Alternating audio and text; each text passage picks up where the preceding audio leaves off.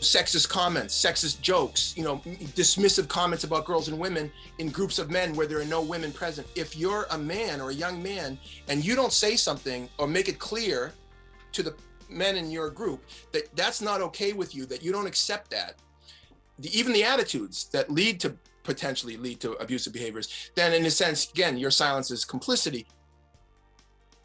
That's Jackson Katz, and this is, well, that went sideways, a podcast that serves as a resource to help people have healthy, respectful communication.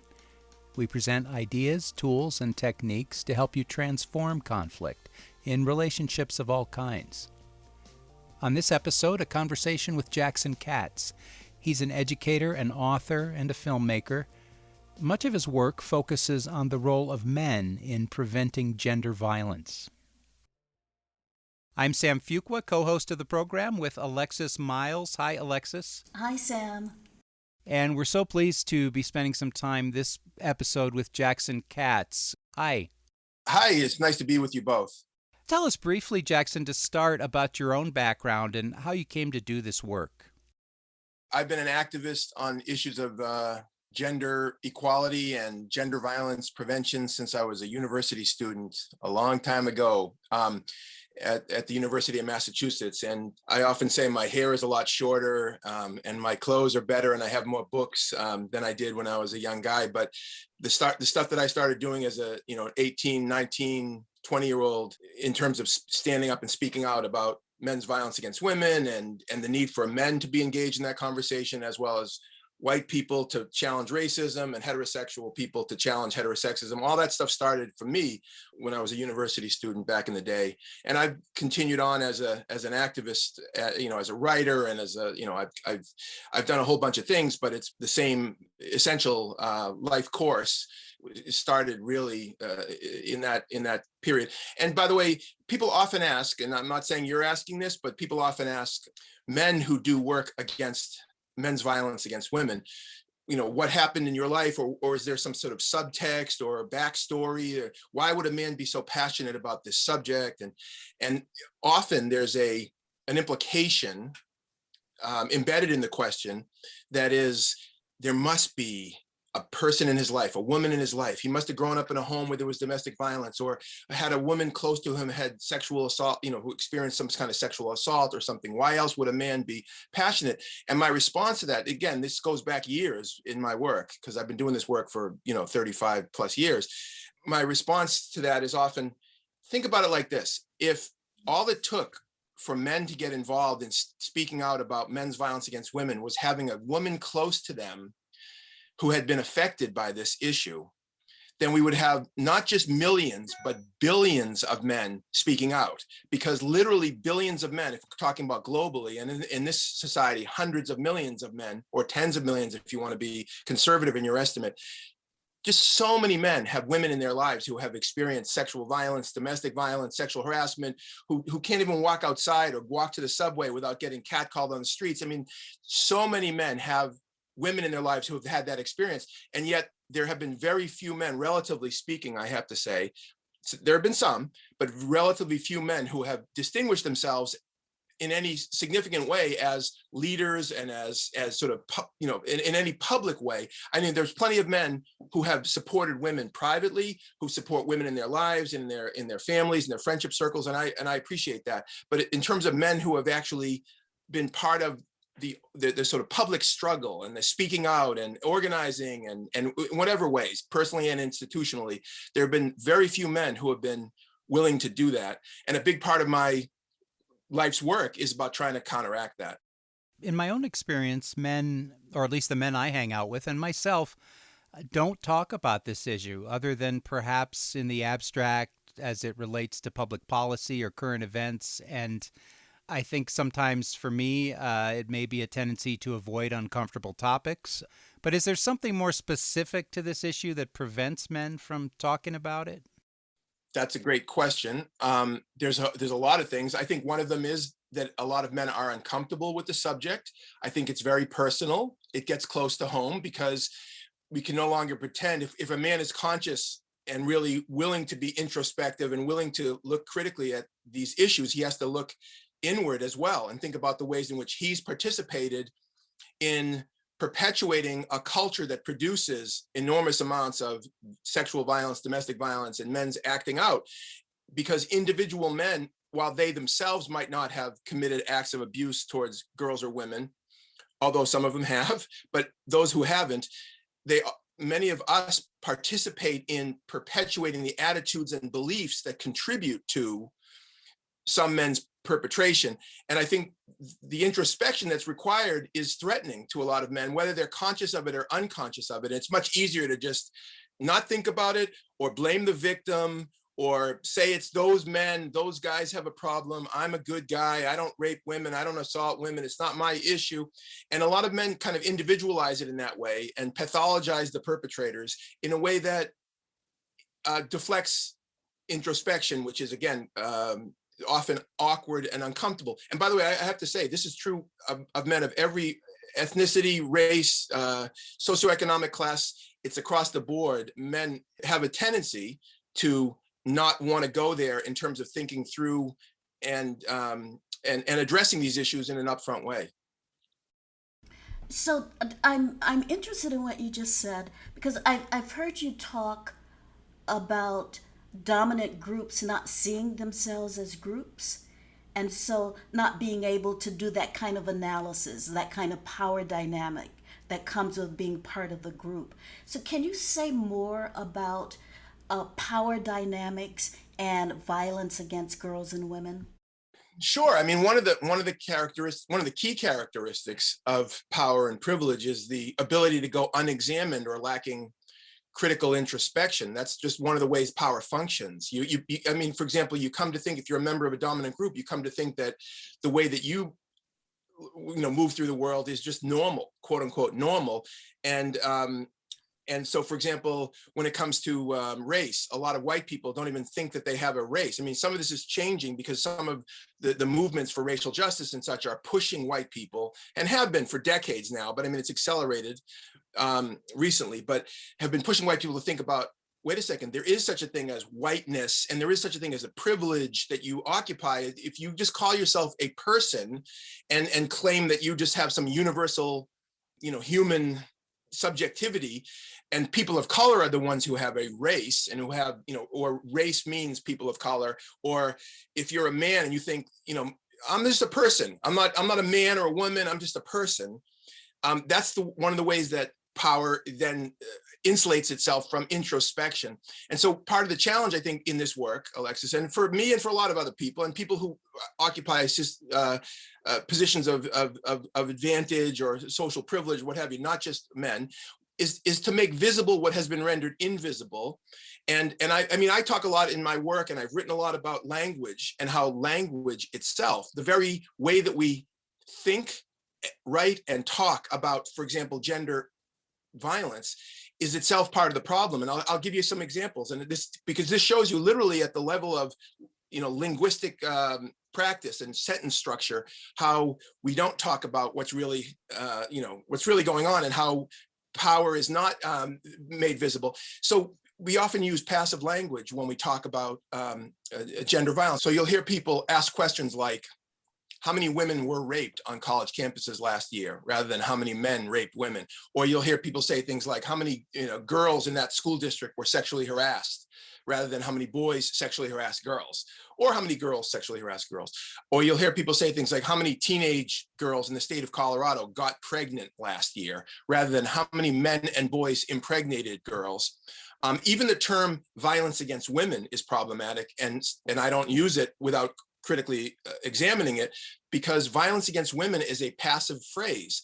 There's no active agent in the sentence. Violence against women is a bad thing that happens to women, but nobody's doing it to them. They're just experiencing it, kind of like the weather. But if you insert the active agent, men, you have a new phrase, men's violence against women. It doesn't roll off the tongue as easily, but it's more accurate, it's more honest. And I have to say, however accurate the phrase men's violence against women, it might be, and it is. And by the way, I know that there's women's violence against women. There's mother-to-daughter child abuse. There's lesbian battering. There's female-to-female peer-to-peer harassment, abuse, and violence. And none of it's okay.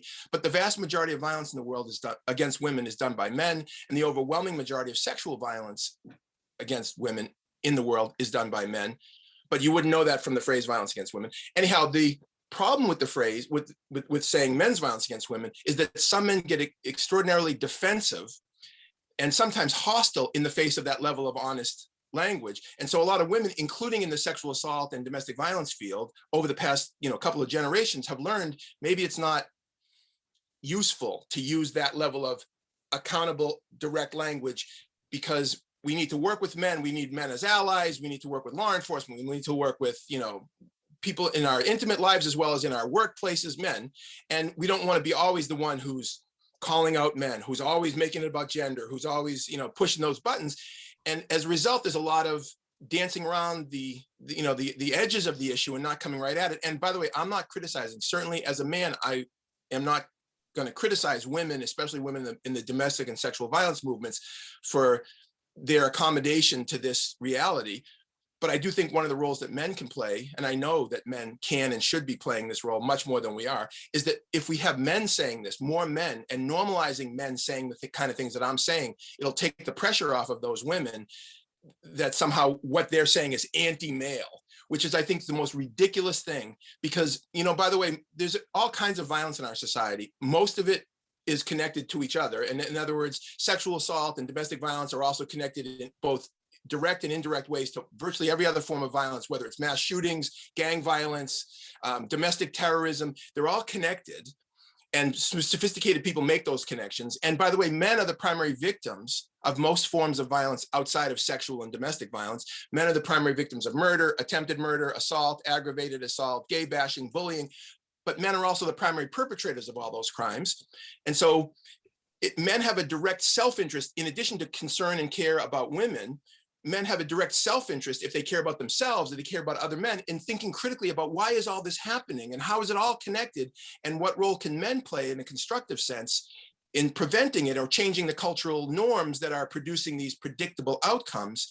And instead of being defensive, when you hear women, in particular, women speaking out about this, we should join with these women, because especially the women in the domestic and sexual violence movements have been for decades pointing us in a direction. Those of us who are men, and not everybody, including beyond the binary, are pointing us in a direction of healthier relationships, healthier social structures, and healthier democracy. And everybody benefits from that. Jackson, you talked about changing norms. So what are some concrete ways we can go about changing norms? I think the reason why we have so much violence in this society is because so many boys and men from the earliest ages are socialized into thinking about manhood in certain ways, and it's rewarded if they engage in those behaviors, and it's punished if they don't. I mean, I know that it's not just about individual behavior. There's also social and economic and political structures and hierarchies that are reinforced by the current socialization practices. So I don't want to separate socialization of boys and young men from the larger systemic, political and economic institutional hierarchies that also have to be broken down. If we truly believe in democracy and fairness, we have to break down illegitimate hierarchy. But when we say changing cultural norms and social norms, I mean, a specific example around these matters would be men who speak up on these issues, men who work towards gender equality in the workplace, on the streets, in the community, and certainly around violence. That's a leadership act. It's an act of strength. It's an act of integrity, rather than, oh, he's soft, or he's being politically correct, or he's a virtue signaler, or white knight, or he doesn't really believe this. He's just doing it to get some kind of, favor with the ladies, or all the kind of cliches you'll hear that some men, and sometimes women and others, will use to try to negate men's efforts and sort of ridicule in some ways men's efforts towards this. If it was understood that the men who are standing with women are actually fulfilling the highest goals of our society and our democracy, and basic questions of human rights and justice and fairness, and respected for that, that would be enormous. And the change would happen very quickly. We see radical diminution of violence, because most men, by the way, are not violent, although most men participate in perpetuating the systems that reproduce violence. So if more men would just have the courage and the strength and get support for doing what I'm saying, I think we would very quickly see radical diminution of violence. By the way, most men who commit violence are not pathological individuals. Some are, but most are otherwise normal guys, otherwise average guys who are in their communities, in their workplaces. I mean, look at the scandal after scandal that we see in, for example, high-profile men who are being called out for and now held accountable for, in some cases, abusive behavior. Men like, the governor of New York, who's is in deep trouble politically and every other way for behavior. He was elected 3 times by the people of the state of New York. This isn't some, sort of marginal figure living in a hut, out in the woods. This is true over and over again. The point is, the typical perpetrator is not of any kind of sexual harassment, sexual violence, domestic violence, is not a sick, twisted individual. He's in some ways you could say he's hyper normal.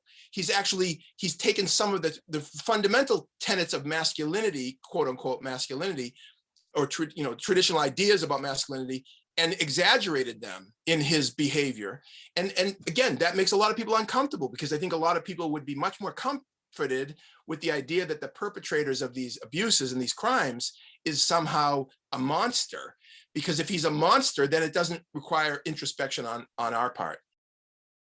Yeah, on that point about leadership, one of the ways you have worked to address violent masculinity is through a model you call Mentors in Violence Prevention, or MVP, and that acronym, of course, is commonly associated with sports. The MVP is the most valuable player.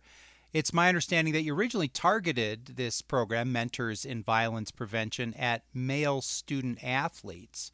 Why that population? Well, back in the early 90s, when I started the MVP, Mentors in Violence Prevention program at the Center for the Study of Sport and Society at Northeastern University in Boston, my thinking was, we need to figure out how to get more men doing what I've been saying, which is speaking out about sexual harassment, sexual assault, domestic violence. We need more heterosexual people, especially men, speaking out about heterosexism.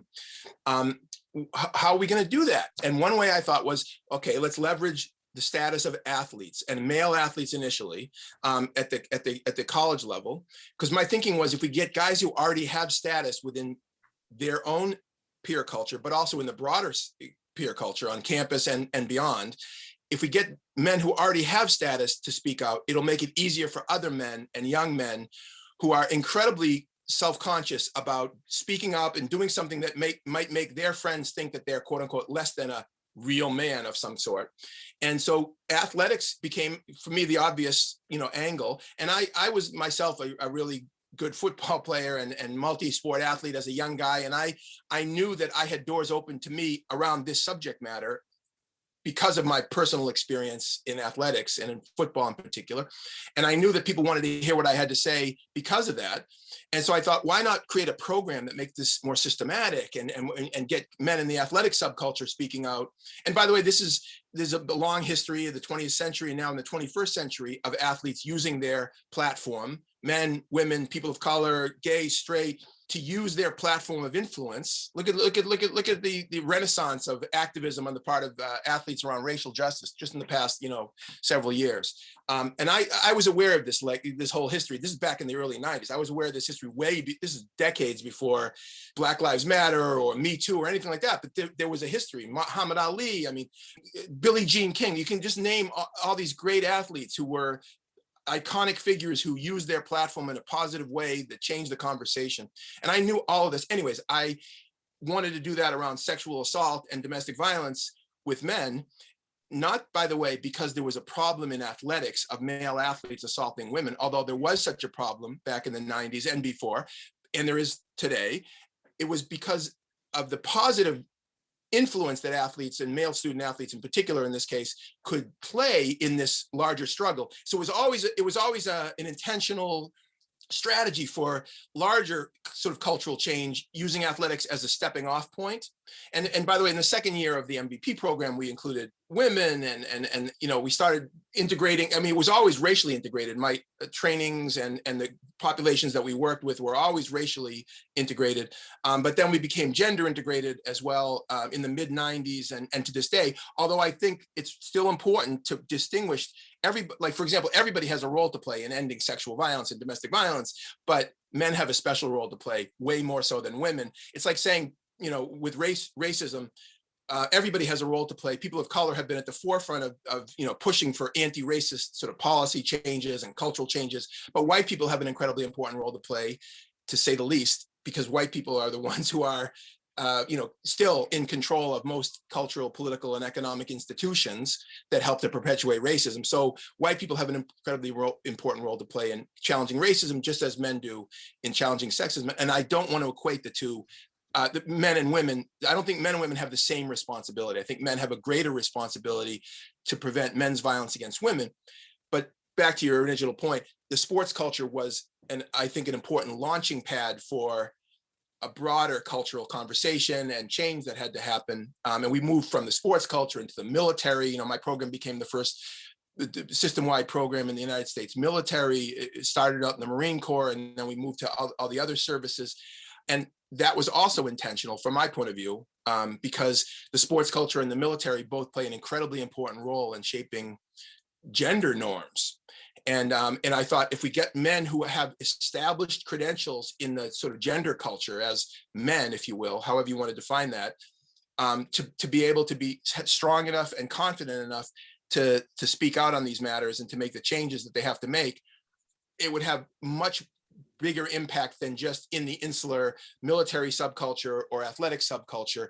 And last thing, I don't think that, I'm not naive about this. We're talking about enormous shifts that have to happen over decades, and it's not without its complications, both ideologically and practically. And I understand that. And anybody who's involved in, serious systemic social change work has to know that we're talking about, a lifelong and many lifetimes of work, because the systems that we're trying to, make better, if you will, have deep cultural, political, and economic roots. One of the things we like to do on this program is give listeners some insight into the practical workings of some of these approaches. Can you give folks some insight into what happens during a Mentors in Violence Prevention training or workshop? Well, one thing that MVP introduced to the domestic and sexual violence fields was the bystander approach. Now, some people hear it and think about the term bystander intervention, which I don't particularly like the term bystander intervention, but we inaugurated the bystander approach in the field. And the bystander approach is a way to think about peer cultures and the role that peer cultures play in either perpetuating abusive behavior or challenging or interrupting it. And what it does is it moves beyond the perpetrator-victim binary. In other words, instead of focusing on the person doing the abusive behavior, whether it's sexual violence or assault or harassment or domestic, and the person experiencing it, the target or the victim of that abuse, we focus on everybody around the person doing the abusive behavior and everybody around the person experiencing it. And the goal of bystander, approach or training, especially with men and young men, is to make it clear to men and young men that if they don't challenge and interrupt other men and young men around them who are acting out in sexist and ways towards women and girls, if they just either look ahead, put their head down, or they pretend they didn't hear what they just heard, or they say it's none of my business, I'm not going to get involved.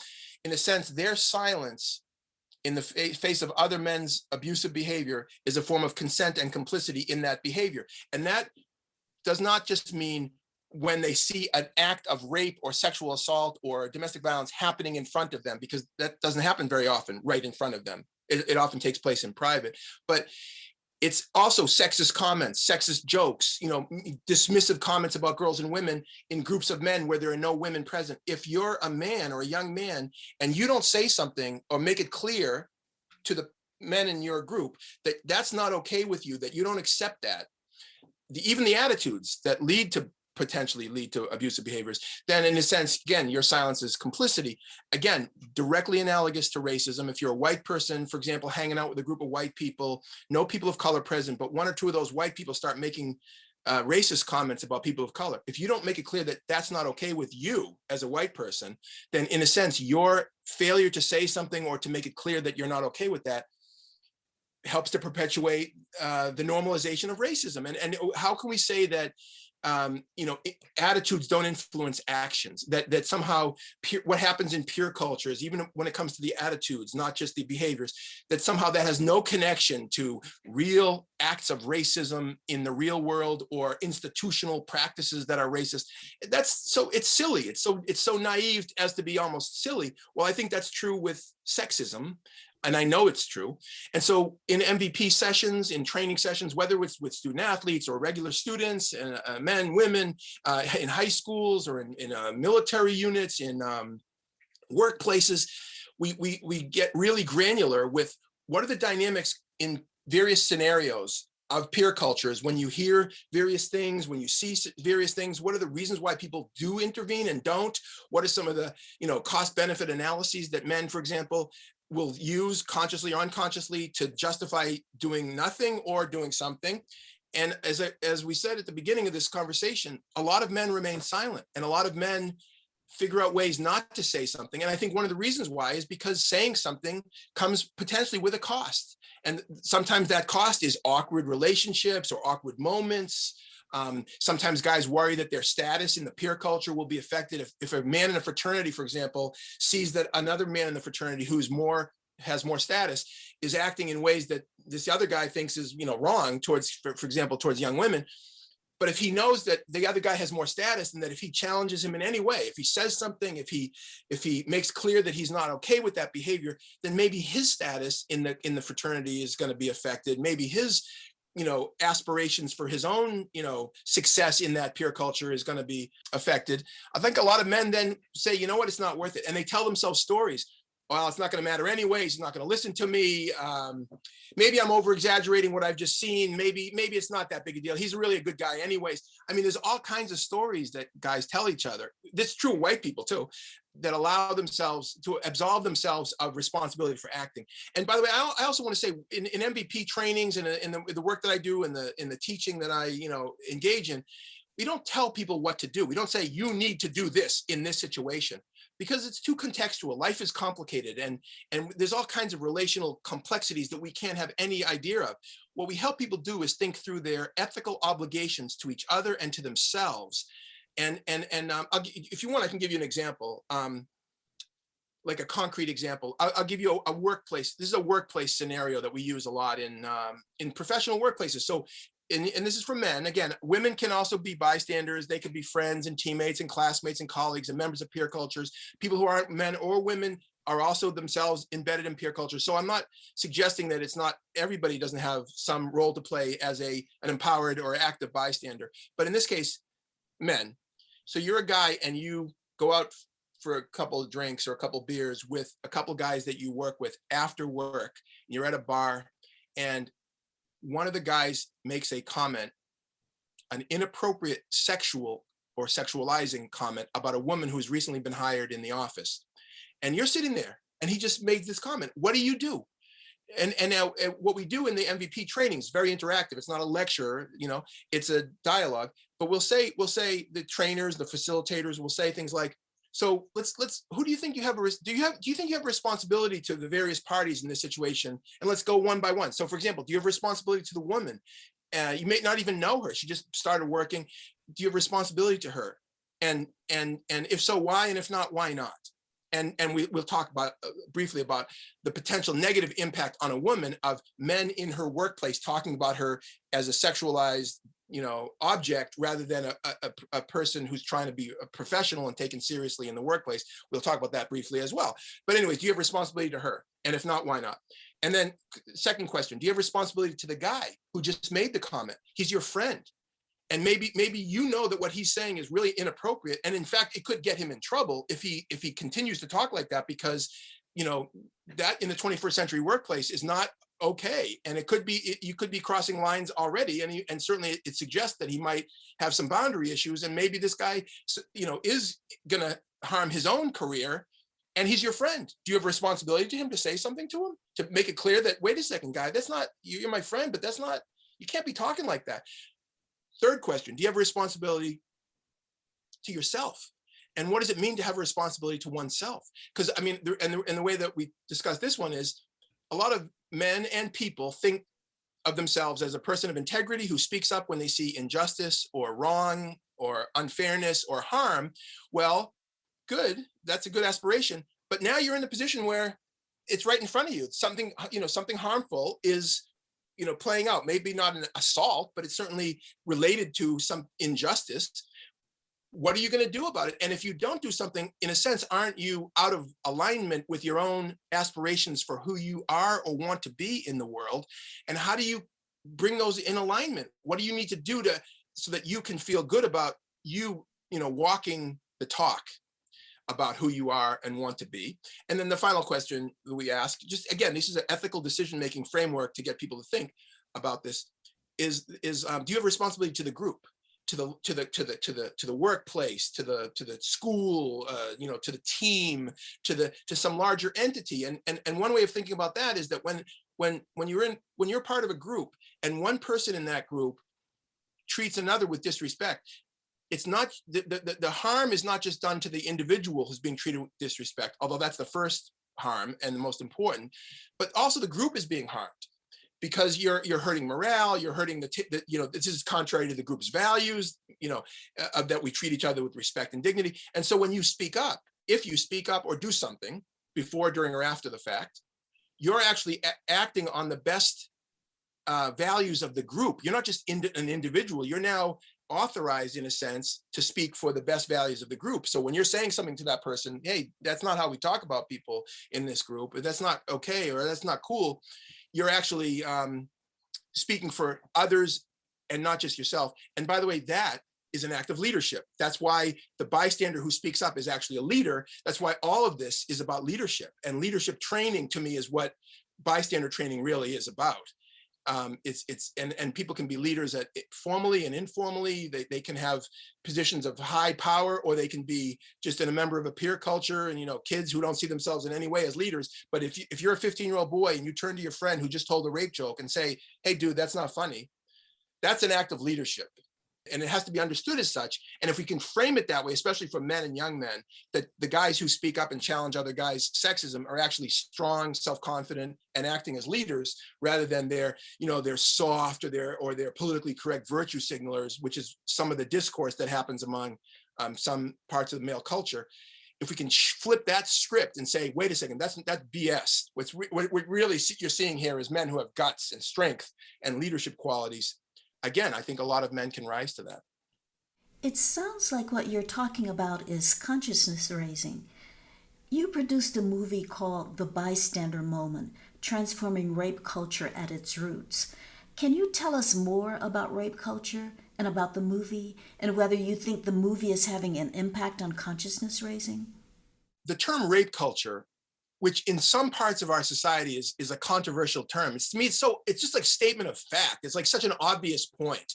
What it means is the rates of rape and sexual violence are so high and have been for so long that to think about them as individual pathology, like there's individuals who are acting out in these twisted ways, that they're not being produced by a society that has certain kinds of values that are embedded, whether it's an entertainment culture and in political culture and in social life more generally. I just think it's naive. It's like saying, for example, racism is an individual problem. Racism is, you're a bad person because you're a racist, but racism is not a systemic force. It's just about individuals who are acting out in bad ways because they had bad parents, or they have some issues in their life. I mean, it's so ridiculous to think about racism like that. Well, it's also ridiculous to think about sexual violence and sexism more generally as an individual problem. It's a systemic problem. It's historic. It's in every society. It's been around for thousands of years. It's been completely normalized. I mean, what we're doing in the last half century, especially, in the West and other parts of the world is trying to undo some of the damage and reframe some of the rights, both in a legal sense of victims and survivors, changing practices that enshrine rape in marriage, for example. I mean, rape was legal in marriage in the United States. As late as the 1980s, something like 6 states still had statutes that made rape legal within marriage in the United States.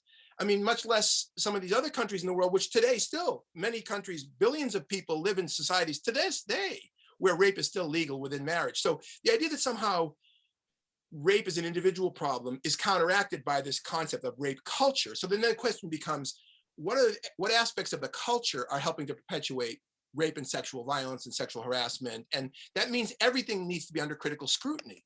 Porn culture. Porn is an incredibly influential force in shaping sexual norms.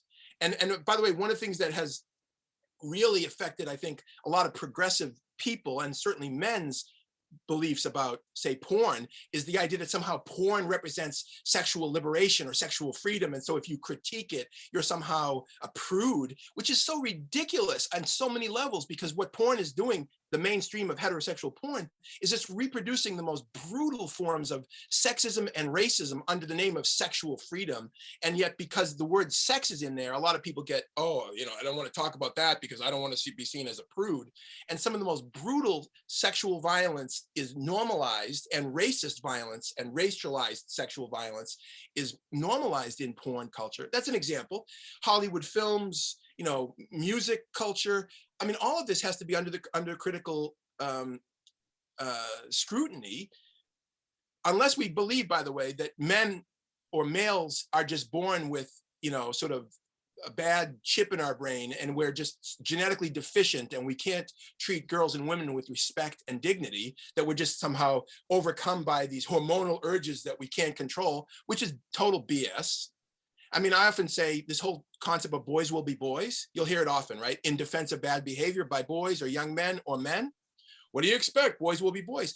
It's often said by people who are politically conservative or traditional, and they'll say it in defense of behavior by men and boys, and then they'll attack often or criticize feminists for being anti-male.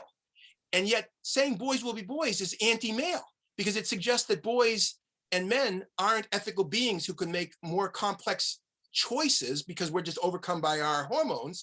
Whereas you won't hear feminists saying boys will be boys. Why? Because feminists have too much respect for boys and men than to think that we're just beasts. And feminists know that we can do better.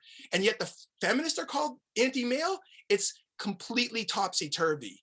And so I think part of what we have to be having in our society is honest conversations just like this. And I know that I'm speaking a lot, and believe me, I appreciate that there's all kinds of other viewpoints, and including your own, that aren't getting the airtime. But I do think that we need to open up space in all parts of our society to have these kind of conversations, because the status quo is just not acceptable. And so do you think that that movie is opening up that conversation that we need to have? Yeah, I mean, among other things, yes. I mean, that's the whole point of a movie like that, because the movie, just like other documentaries, it can't solve all the problems. You can't even go into great detail in a documentary film, but you can raise the issues, and you can put it, and you can illustrate, show examples. In the bystander moment, we show examples from popular media, from music videos, and Hollywood films, and political culture. I mean, how can we not talk about political culture with Donald Trump was the president for 4 years. Even he was elected even after, in 2016, even after the Access Hollywood tape came out. And this is before, well, even during the campaign, there were numerous allegations of sexual misconduct, alleged sexual misconduct by him, in addition to his whole public career making misogynist statements about girls and women well before he ran for president. He was elected nonetheless. I mean, and again, the governor of New York is now in deep political trouble for sexual harassment allegations. So we bring it all into the conversation. Like, how can we have a conversation about rape and sexual violence, whether it's on college campuses, in the military and communities, and not talk about this larger cultural context. And then we put it under scrutiny by talking about it, by showing examples from, films and the Me Too movement and Harvey Weinstein, all this. And the hope is that, people, young people and old, everybody can then, whether it's in a formal educational setting or an informal educational setting, can use that as a basis for, for dialogue around some of this. And by the way, one of the things that I often say to men, Alexis and Sam, is I'll say, have you ever talked to the women around you about their experiences on a daily basis of sexual harassment or sexual objectification, the kind of things that they hear on the streets when they're driving their car and a car pulls up next to them with a guy in it? I mean, the kind of comments that guys make. Have you talked to them? Because one suggestion to men, especially young men who have never really thought through this, is as an act of of integrity and relational care. Just ask some women around you, what's been your experience of sexism in the world, or sexual harassment or objectification?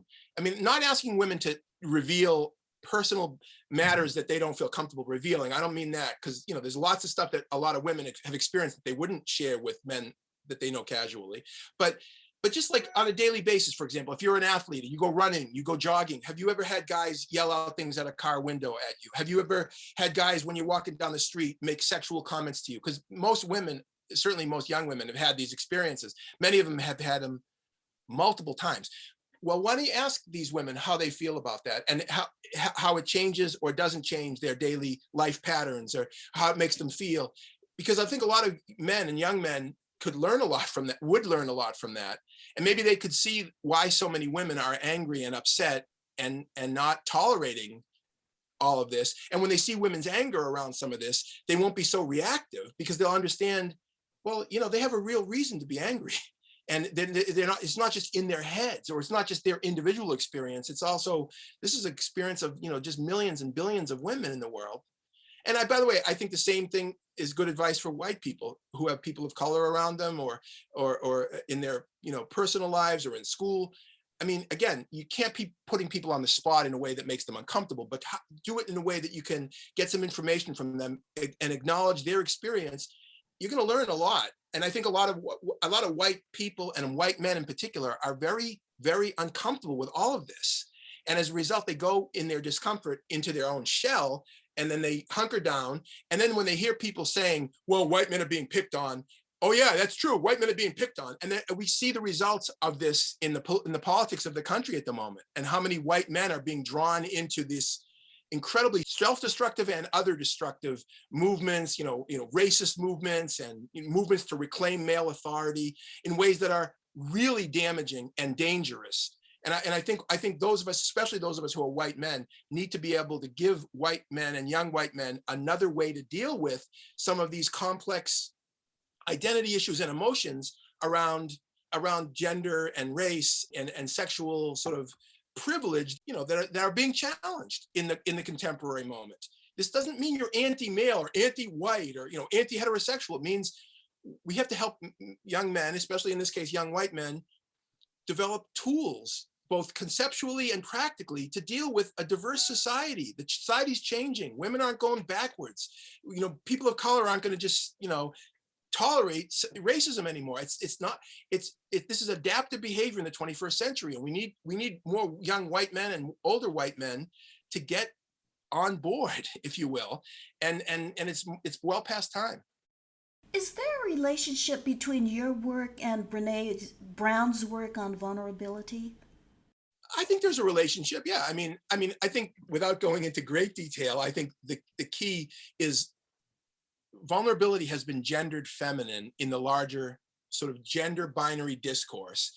And so a lot of men are afraid of vulnerability because they realize that if they exhibit vulnerability, if they acknowledge that they're human beings who suffer, who worry, who are who are not fully confident at 24/7, that somehow they'll be undermined and their image will be undermined, especially from other men who will think less of them as men. So if vulnerability is coded feminine, which it is in the gender binary, a lot of men who are invested in maintaining a certain kind of quote unquote masculine or traditionally masculine stance will back away from it. Now, Brene Brown talks about vulnerability as a human emotion. It's not just men, obviously it's women, but she does talk about people who are courageous to express their vulnerability. But I would say with men, it's even more political. It's even more political act because you're countering, centuries of ideology that suggests that a real man just kind of sucks it up. I mean, look, again, I get back to Donald Trump. Donald Trump is an example of the absolute opposite of what those of us in the 21st century who understand some of these complex emotional and historical forces, he's somebody who has influenced a whole generation or more of men in particular, and white men more specifically, but not exclusively, to think that, for example, you never apologize, you never admit weakness, you never say you were wrong, as if that's a sign of strength, when it's in fact literally the exact opposite. He's so insecure, Donald Trump is so insecure that the slightest challenge to his power and authority and being right is seen as a threat, as an existential threat. That's a sign of weakness, not strength. And I think it's just shocking on some level. Maybe it's not on other levels, but on some level, it's shocking that millions and millions of Americans in the 21st century don't see through that. And for example, if you're a strong man and you make a mistake, you know what you do? You say, I made a mistake. Or you say, I'm sorry, that was a screw up. Maybe I'll try not to do that next time. That's not a sign of weakness. That's a sign of strength and self-confidence. Pretending that you're invulnerable, pretending that this is mask wearing. I mean, talk about mask wearing. It's totally gendered. I mean, I'm writing a piece right now. I wrote a piece with my colleague, Gene Kilborn, just in April of 2020 about mask wearing as a political act. It was going to become such. This is right at the beginning of the pandemic. It was clear to me and some others that mask wearing was going to be seen as unmasculine by a certain segment of the population, and that getting men to wear masks was countering the socialization that says that a man who wears a mask is somehow either soft or weak or is a sheep because he's bowing down to state power and state authority rather than being an individual and standing up for himself.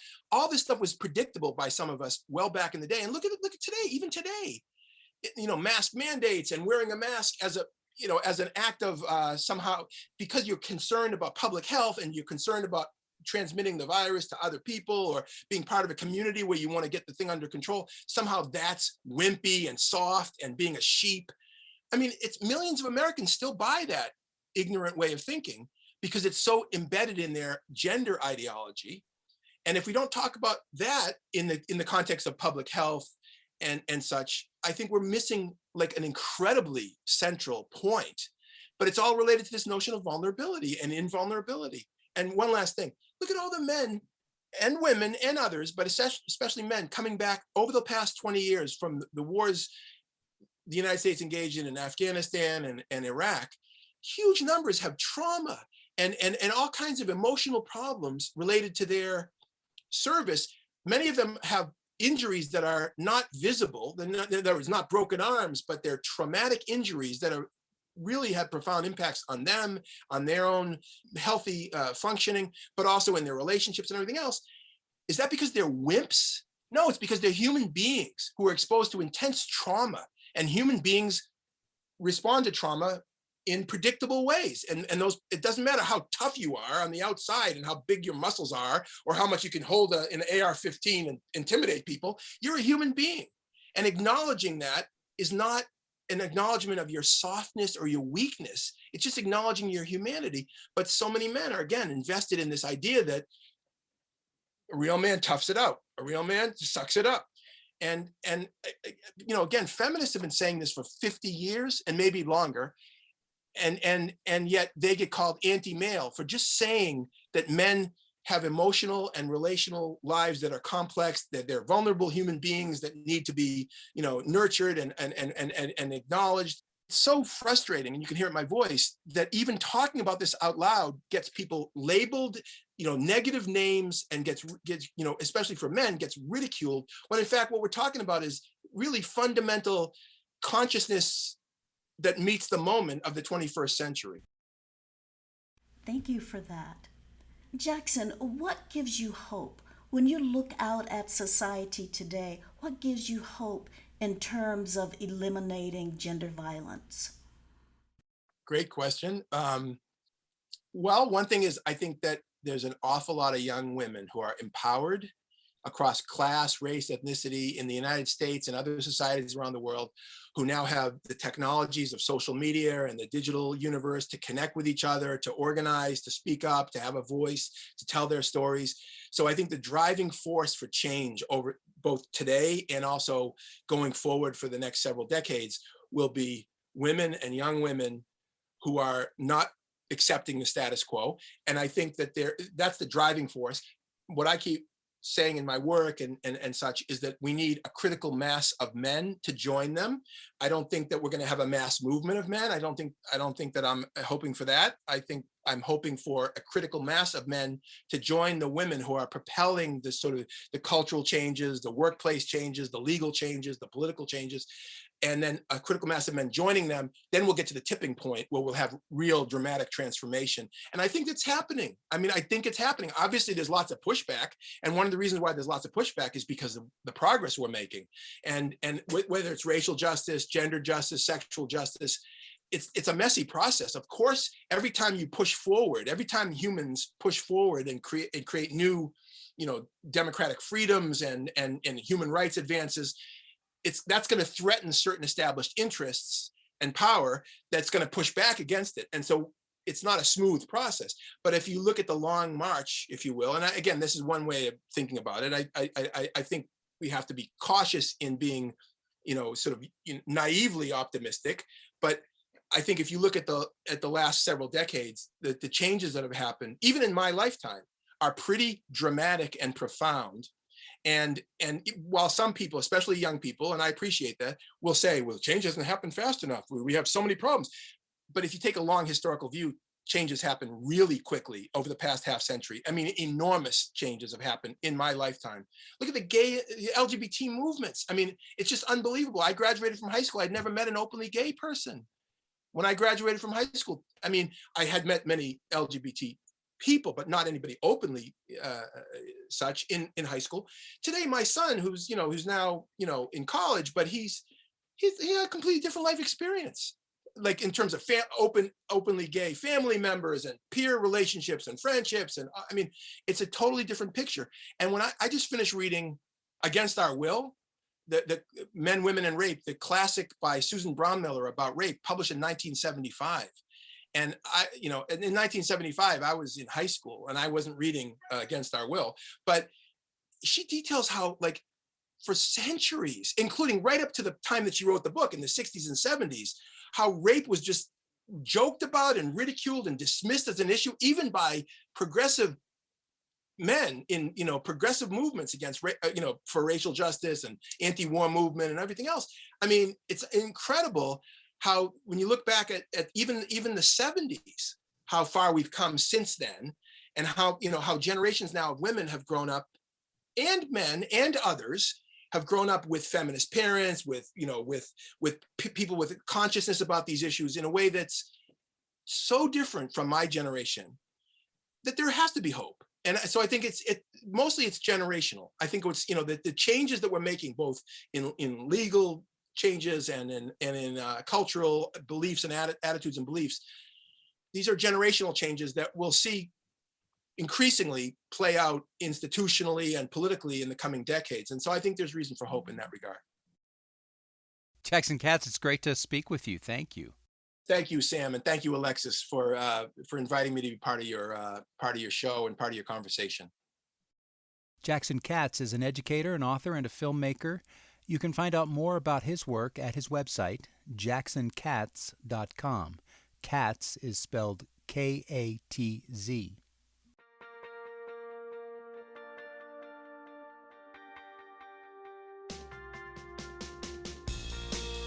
Our podcast is called Well, That Went Sideways. We produce new episodes twice a month. You can find them wherever you get your podcasts and on our website, sidewayspod.org. We also have information on our guests and links to more conflict resolution resources at the website. That's sidewayspod.org. Our program is produced by Mary Zinn, Jess Rao, Norma Johnson, Alexis Miles, and me, Sam Fuqua. Our theme is by Mike Stewart. And this podcast is a partnership with the Conflict Center, a Denver-based nonprofit that provides practical skills and training for addressing everyday conflicts. Find out more at conflictcenter.org.